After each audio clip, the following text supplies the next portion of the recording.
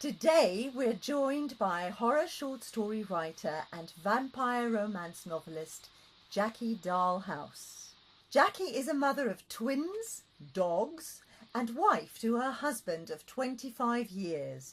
She was born in Adelaide, Australia, raised in the Netherlands, and has lived in France, the UK and Australia. She was trained as a veterinarian and a high school science teacher, and is now a full-time writer.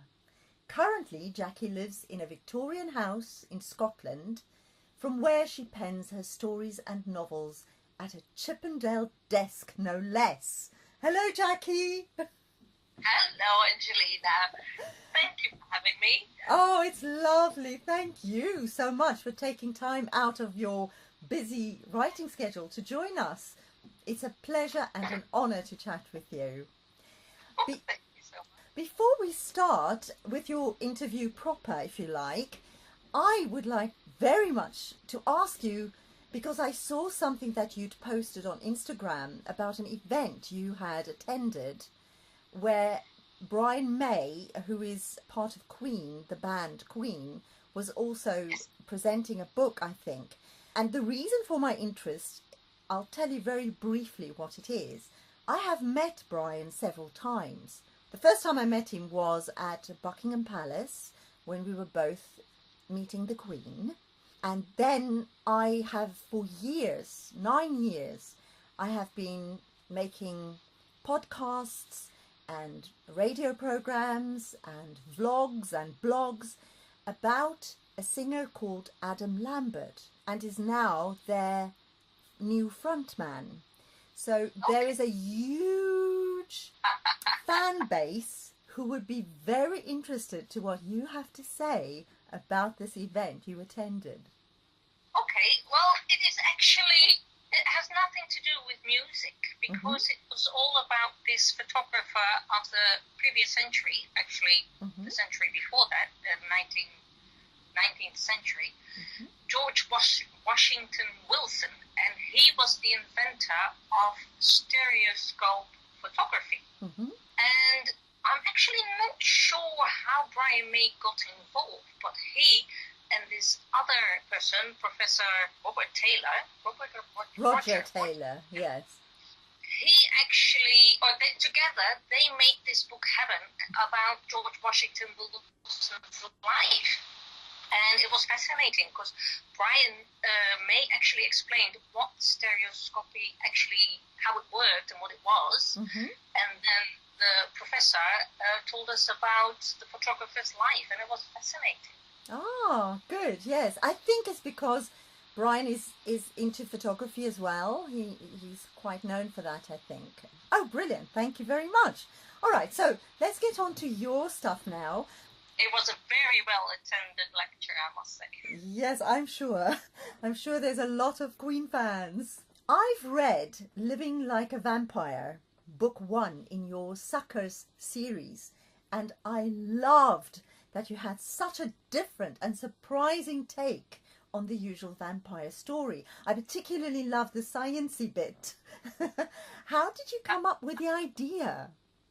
Well, it all started very cliche. It started with a dream. I dreamt that this girl was running, she bumped into a vampire, and they instantly fell in love. Right. And I am so aware that this is cliche, but I loved it. I woke up and I always remember my dreams. And I told my kids, and they said, "Oh, Mom, this is a great story. You gotta write it down." So that's what I did. I sat behind my computer and I didn't leave it for a fortnight. Fantastic. Well, and I'd never written before, so it was like, wow, what's going on? I love it. Do you try to be more original, or do you try to deliver to readers what they want to read? Well, the first book I purely wrote for myself, and if I am honest, I think it's my best book, and I enjoyed it the most. It was, like I said, I dreamt about these two people meeting each other, and that actually happens in the middle of the book. So then I had to go and find a story to put in front of it, and how did it end? So it was a bit of a mismatch, and I didn't plan it. And that's why the book is so surprising, because I didn't know where it was going. Great. It gave me such a buzz, such a high. Literally gave me a high, and I don't know if it had anything to do with it that I went to the gym for 3 months already, but I felt so great. And I thought, man, this is it, you know. I love writing. I've got to write another book now. Yes. So that's when the second book happened. And the third book, the ending of the trilogy, was, I wrote the first 2 books in 2015, and it took me another 2 years to write the last book. Actually, 3 years, because this year. And so I had a lot of time to think about it. And I planned it a lot more. I knew exactly where it was going. I knew my characters. I knew exactly what they were like and what they were going to say and do. And I must admit, I didn't enjoy it as much because I planned it. I knew how it had to end. Right. And I love the surprise bit that you have no idea where your characters are going to take you. Like in the first book, there's this situation that Kate and Charlie are in a very serious situation and they're going to be shot. And I had no idea how they were going to get out of it. And all of a sudden, I had this thought, oh, yes, this is it. You know, this is the solution. And it was amazing. Well, I have only read that one and I've loved it. It is surprising. It's like nothing I've ever read in the vampire genre at all. And as I said, the science behind it was, I loved that because I'd never read anything like that before. So I hope other readers will enjoy it as much as I have, for sure. But I want to ask you, there are many vampire books on the market now. Were you concerned about writing in that genre? Well, like I said, I didn't plan on writing a vampire romance. It just happened. But a lot of people who have actually read it, they said, well, I'm reading this because we like you so much, we'll do this for you. But they said, oh, if it's a vampires are actually not my genre and I'm not sure. And they all loved it. Yeah. And it's because it's so different, because it's not the cheesy girl falls in love with a vampire, he bites her, blah, blah, blah. Yeah. It's more about characters. It's more about friendships. It's more about the romance, the people, than actually bitey bit. It is. I think that's why I think it. It is. And also, I like the idea that, I don't want to give it away though, but I'll just say this. I like the sciencey bit that makes it not so fatal. Let's put it that way. That's the bit that really appealed to me as well as the romance. Yes, it's lovely. It's really, really lovely. I had one reader contact me and she said, I want you to explain the science about it a bit more, because I was a bit vague about it, because I've got a science background and I'm not sure how much people will understand if I go into too much details. And so I actually put that in a bit extra. Ah, okay. Because of what she said? Or before? Because of what she said. I listen to everything that my readers tell me. Because it's constructive criticism. I agree with you. I do too. And I feel it makes me a better writer. For sure. Yes. Yes. Okay, so that's kind of what I was going to ask you next. In Living Like a Vampire, the main character, Kate, is a science teacher at high school. Since that's your background also, is Kate based a little bit on you? Well, I'd be lying if I said no, because she is. But like people say, and you know that as well, because you've written 2 books about Namibia, where you're from, they say, write what you know. And science is what I know. I've been a science teacher, although very, very shortly, Blue Monday, I'd say. I thought I had to give her a job. And that is what I know. That is what I could write about. And I thought it would be amazing if I could use, and that's the teacher in me. I love to teach people. I love to bring over knowledge that I have gathered to other people. That's why I try to help on my blog with grammatical articles and that sort of thing. I love helping other people. And that's why she's a science teacher. Ah, okay. I was wondering about that. But yes, so if she is slightly based on you, then she's lovely. So we get to know you through her. Yes. Kate is very impatient, and that is one of my bad habits. I am incredibly impatient. But I don't think that's bad. Sometimes impatience can be good. I love the growing love story between Kate and Charlie. Did readers comment about the fact that they were so different from each other and that it was an unexpected turn of events? Well, again, that is because I had no idea. I put Charlie in as a comic relief. Because I thought, okay, she's got the girlfriend too, and there's got to be some other person. And I thought maybe an animal, like a dog or something that she could have affection for, but that was not on a love interest level. And then I thought, no, I can't do animals. Let's make it a person. Let's make it a dwarf.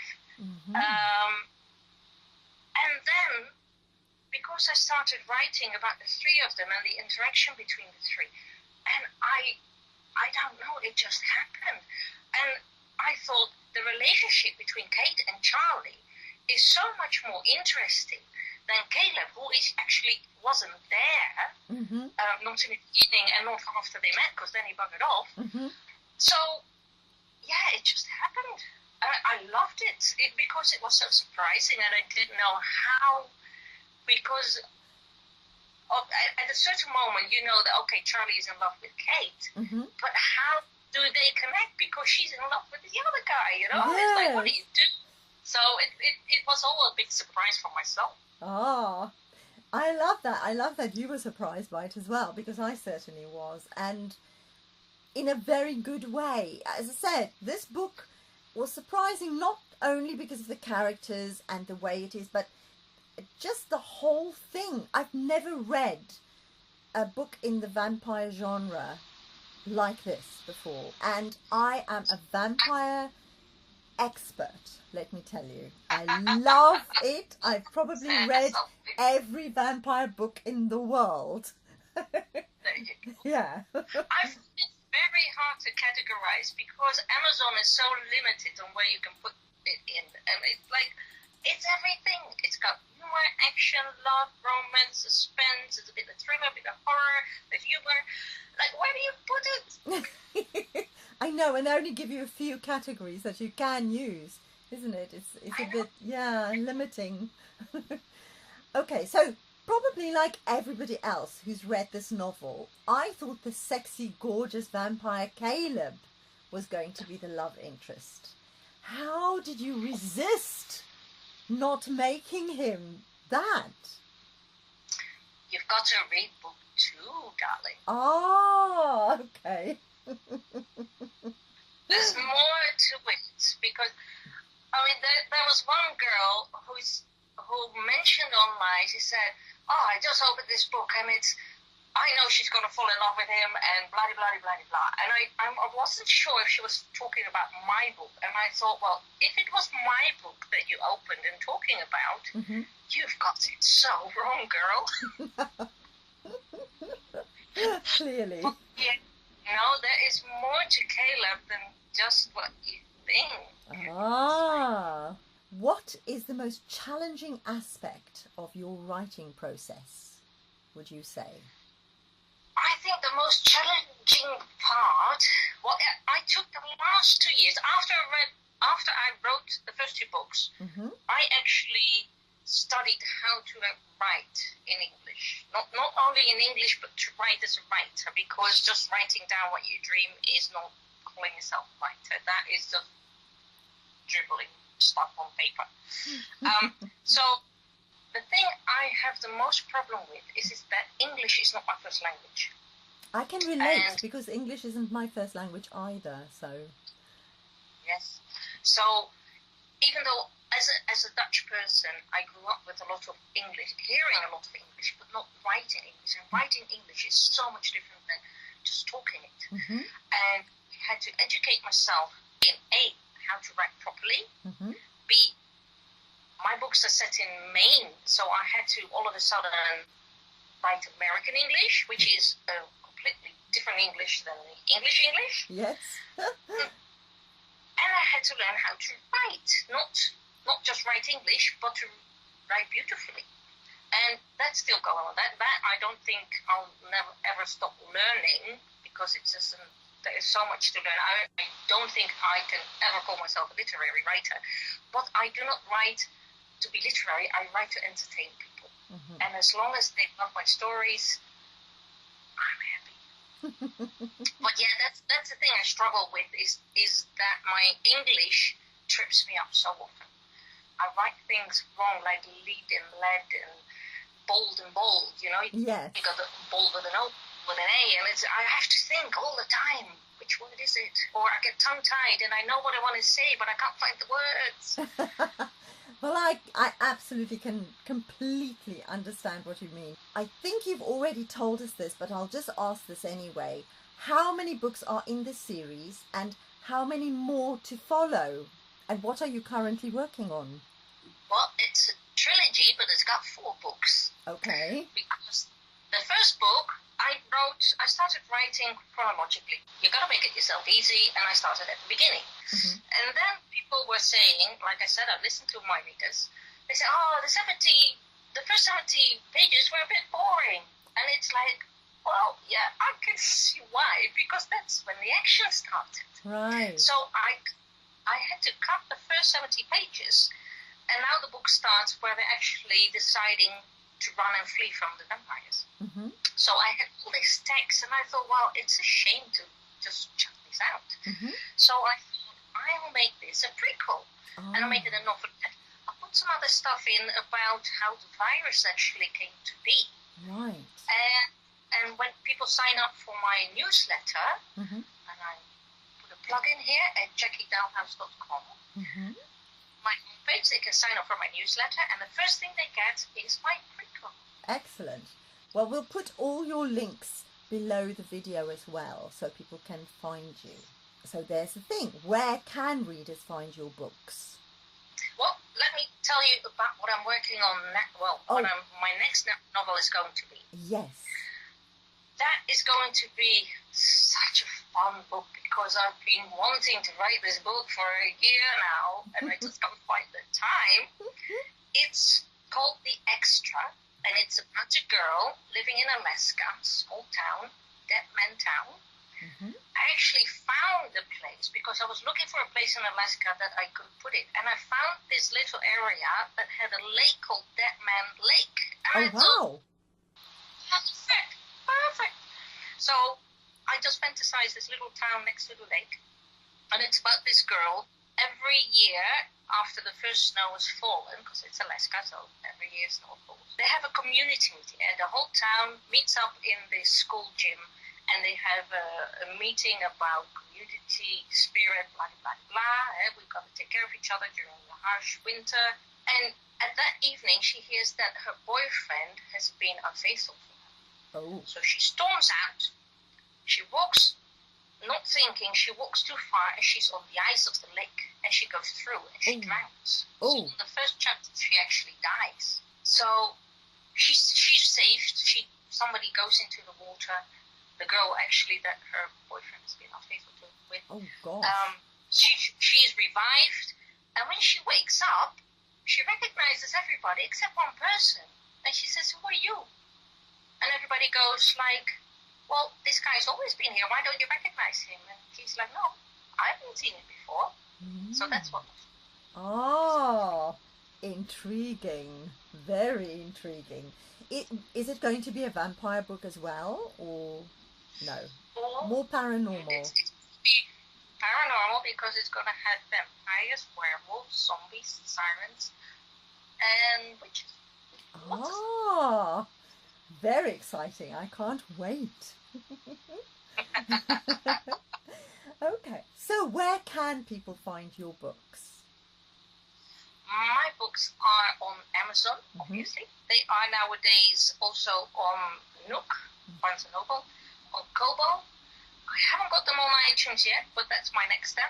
And they are on my website, where they're actually available with 15% discount.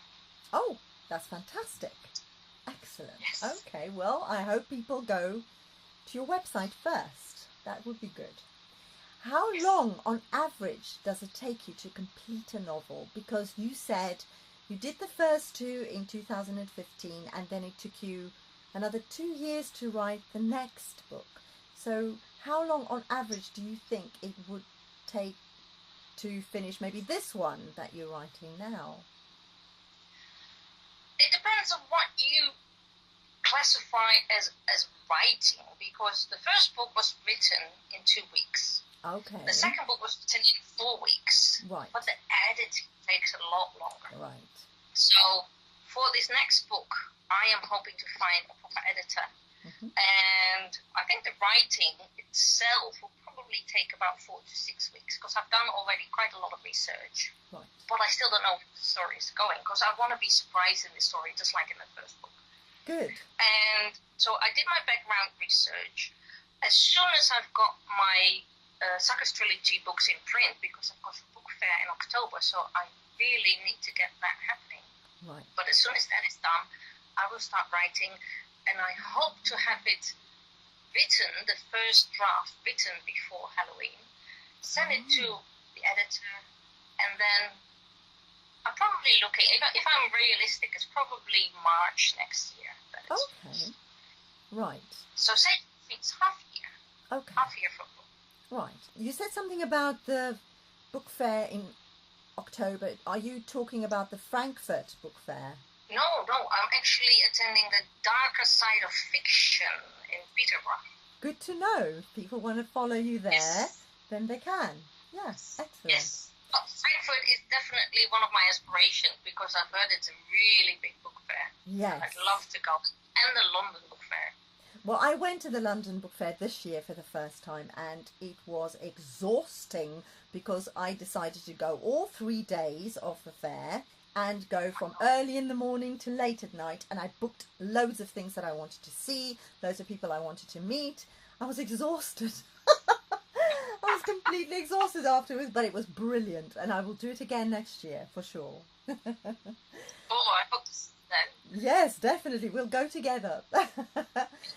So why did you decide to become an indie author? I'm assuming you are an indie author. I am. Well, basically because I'm a bit lazy in that respect.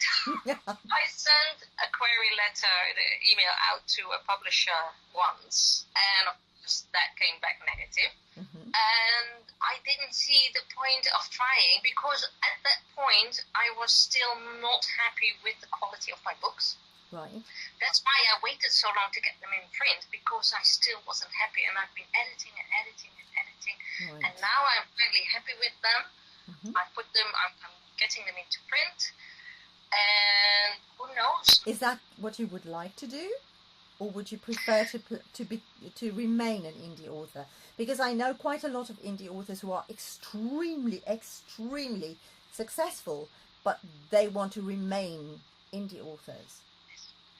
Well, there are positive sides and negative sides of being published, because yes, you get a lot more exposure at the beginning, as far as I've heard, but as soon as your publisher has this new book to publish, you are getting pushed to the background, and you still have to do your own promotion. Right. So why give away part of your income to this publisher if you're still doing the work? Mm-hmm. So, but it is a lot of work doing everything yourself. And yes, like you said, I live in this old Victorian house, and it's needing a lot of renovation. It needs so much done, and I cannot do 2 things at a time. I have to do either this or either that. I mean, yes. it's like, because my husband says, when are you going to start painting the windows? And it's like, yeah, as soon as my books are done, then I'll start. I can completely understand where you're coming from. In that case, what does literary success look like to you? First of all, obviously, is that I make people happy. Like I said, I'm into the writing business to entertain people. I love them because that's what I love myself. I love watching movies. I love reading books. I like to be taken away from reality into this fantasy world and go places and feel this hardship of all these characters and fall in love with them and such. And that's what I want to offer my readers. So if somebody writes a review, please guys, write a review. Like how much they love my book, I am so happy. I do a little dance on my own. But it would be nice if people bought the book and I actually get the money back that I spent to bring it out, to make it happen. Because I don't want to be a burden to my family. Yes, I understand.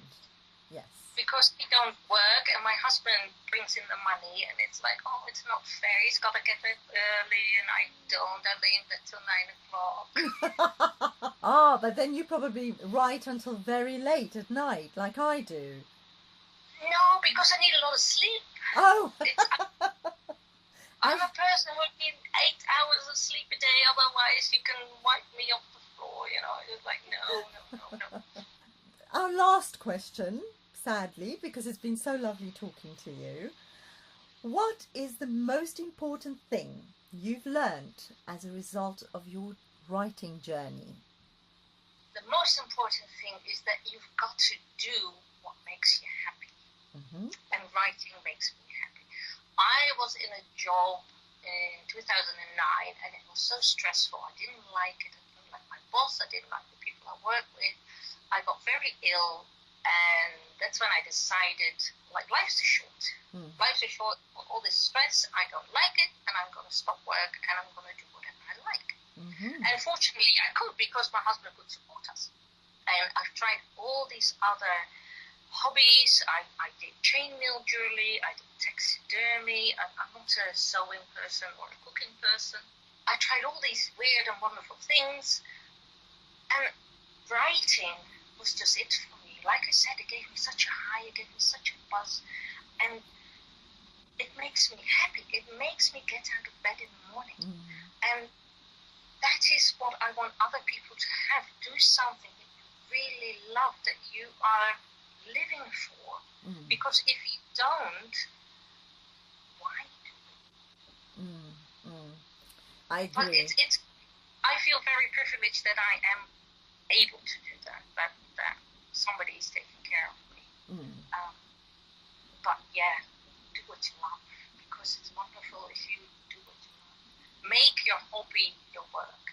Yes, that's very good advice. I feel the same way. I feel very privileged that I'm able to do this, and I feel very privileged that I'm able to meet lovely, wonderful people like you, Jacky. That concludes our interview. Thank you very much, Jacky. That was wonderful. I wish you all the very best success with your books. I love them, and I hope other people do too. I'm hoping so too. Thank you so much for having me. It was such fun. Good. I'm glad you enjoyed it. Thank you, Jacky. Take care. Thank you. Bye. Bye-bye. Bye.